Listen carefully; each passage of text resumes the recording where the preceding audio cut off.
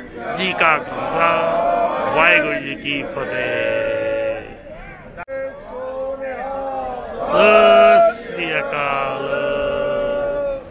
वाहिगुरू जी का खालसा वाहिगुरू जी की फतेह। गुरुद्वारा साहब फ्रीमौंट की प्रबंधक कमेटी ते गुरुद्वारा साहब फ्रीमौंट की सुप्रीम कौंसल वालों जिन्नियां भी सिख संगतां अज गुरुद्वारा साहब फ्रीमौंट विच पहुंचियां हन खालसा पंथ दे जन्म दिहाड़े की खुशी नूं मनाउण लई उन्हां सारिआं नूं लख लख बधाई होवे। ते जिन्नियां भी संगतां दुनिया के कोने कोने विच अज